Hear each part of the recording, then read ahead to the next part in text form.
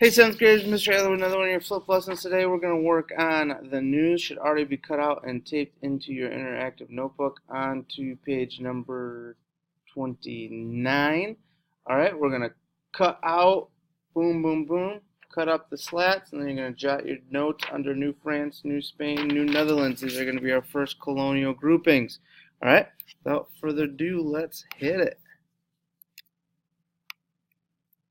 All right, so New Spain. We're going to talk about each group of the news. We're going to talk about their geography, their social, and their economic. Okay, I think it may be a different order. Okay, so I would put underneath, I'd put geography. Where was New Spain? New Spain was huge. It was the largest geographical area of any of the news colonies. Okay, present-day Southwest America, Southwest United States, Mexico, South America, lots of the Caribbean islands. It was enormous. Why was it enormous? Think back to our original simulation. They went first with their explorers. They sent the most people. This whole giant land was conquered by what are called conquistadors. Okay, Cortez was an explorer conquistador in Mexico. He conquered the Aztecs. Pizarro was an explorer conquistador in Peru and the Incas. These are nations in Central and South America that numbered into the millions, and they were conquered by 500 guys. How does that happen? Number one, they had superior technology, guns and steel. Can't get a bow through steel. Hey. Do you mind if I scoop up the... So we talked about technology, germs with diseases was wiping out many of the Native Americans. Those are kind of the big reasons they were able to conquer such a large territory with such few people. Economic. How was people in New Spain making any cashola? Big one, slave trade. The slave trade kind of started in New Spain and really was huge in New Spain. They had large plantations called haciendas. They were growing very labor-intensive cash crops, sugarcane, cotton. It takes a lot of hands to grow them in the early 1600s, so you need those slaves. They're also mining gold and silver, which again takes a big workload. Most of those folks, Native Americans, are not going to be used there because they're pesky Native Americans. They just keep dying due to disease. So you need those slaves. These are very, very labor-intensive jobs. Not a lot of machines yet, so you need a lot of people to be doing the work. Ooh, let me get out of the way for the social order of New Spain. This was a very, very strict social system called the encomienda. All right, it has to do with economics, and that's basically how it was dealt. Your spot in the social pyramid was very, very much how much money you made, to say for lack of a better term. And it's a pyramid because at the top the people have the most power, but it's at a point. So that's the fewest people. At the top you had your peninsulares. They were people that were born in Spain that came over to the New World. In the middle you had your Creoles. Those were people who were born in New Spain of Spanish parents. So both your parents are peninsulares. You are going to become a Creole. Finally is going to be the mestizos. These are people who are going to be a mix, born of Spanish and Native American parents. As the cultures were kind of intermixing, you saw more and more of these folks grow. At the second to bottom of the pyramid is going to be Native Americans. Again, this pyramid should be kind of inverted when we get there because many of those Native American groups are dying off due to disease. And then finally, the slaves are going to have the absolute least amount of power, but that's going to be kind of the most people. As you go to the bottom of the pyramid, most power, or bottom of the pyramid, least power, most people. Top of the pyramid, most power, least amount of people. All right, ooh, now I'm in the middle of this map. Let's go over to New France. New France was a pretty big piece of territory, present-day Canada and the Ohio, Mississippi River valleys. We got that part of kind of the Midwest, but that's really not going to be anything that they use during that time period. New France's geography is going to be cold, very poor farmland. Not poor farmland meaning you can't grow your own crops, but meaning this isn't an area that's going to grow a lot of cash crops, but lots of rivers and lakes and things like that. So how is the geography going to impact the economy?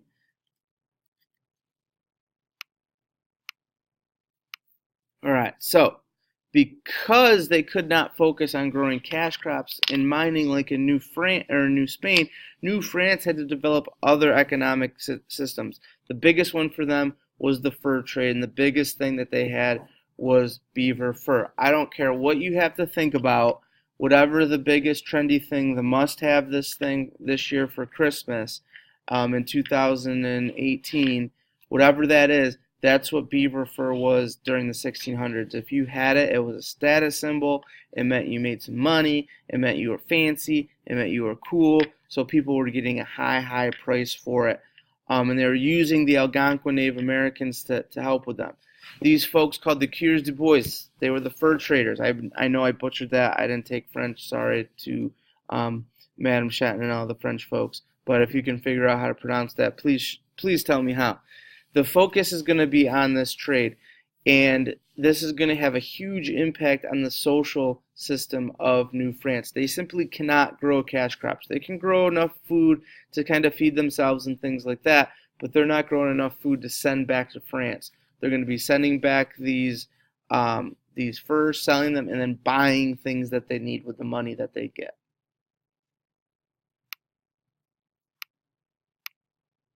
All right, so how is this going to impact the social system? Well, we just talked about Spain. Not such good relationships with the natives. They conquered them. War, disease, things like that. New France, they're going to be getting along just great. They're going to be working as trade partners. And as a matter of fact, those fur traders we talked about, the Coeurs de Bois, however you say it, they're living with the Native Americans in many different places. There's going to be few settlers, lots of open land.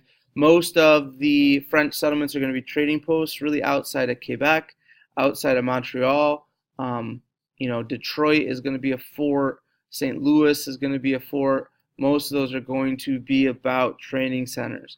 The other thing that's going to kind of set New France apart is when we talk about the explorers that were coming over, Robert de La Salle, Jacques Cartier, all those folks, they're coming with religion. So they're spreading religion, and they're spreading the Catholic religion as they go to different Native American groups.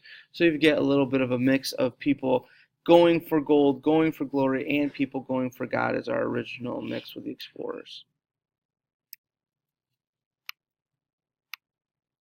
And then that's going to bring us to the New Netherlands. The New Netherlands is going to be the smallest of our news. Why? Well, let's think about it. They sent the fewest amount of explorers, and they were the last ones to go. It was basically a narrow strip of land in the Hudson River Valley of present-day New York State. From present day, we talk about New York City to Albany. They didn't call, folks in New Netherlands did not call those two settlements that. It was Fort Orange was Albany, and New Amsterdam was New York City. And basically, they were well, we'll talk about what they're going to be, but that was the geography of New Netherlands. Narrow strip of land connecting Fort Orange to New Amsterdam. All right, so just like in New France, there's going to be fur trading is going to be the big thing that the Dutch or the folks from New Netherlands are going to do. Again, it's going to be focused on beaver. This time it's going to be with a different Native American group. It's going to be with the Iroquois, who are on kind of that eastern side, not really in Canada. That group we've already talked about. There's going to be some farming, all right, grains, corn, things like that they can sell and use that, but mostly going to be focused on fur trade. Lots and lots of trade. They're using the water. They're going up and down the Hudson River, getting furs from Fort Orange, sending them down the river to New Amsterdam, sending them to Europe, sending goods back up. The use of the water. Water is going to be our first kind of highway system during this time period. So New Netherlands, again, economy based on trading. Wait. Social, again, pretty good relationship with the Native Americans.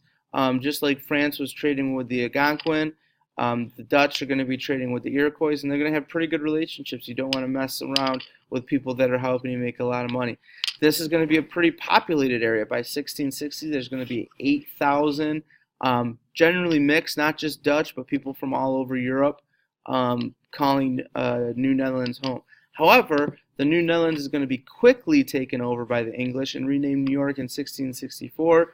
Basically, long story short, English ships show up with guns, and the New Netherlands don't want to fight, and they say, "All right, we'll be New York from now on." And that's really how it happened. The New Netherlands had a particularly obnoxious um, leader who they didn't really like, and they said, "Hey, let's try out this new group." All right, that's our flip lesson for today. If you have any questions, feel free to shoot me a message on the Schoology. Let me know what's going on. If you have anything else, make that a private message. If it's something for me, send it to the whole group if it's something that anybody can help you with. Till next time, air out.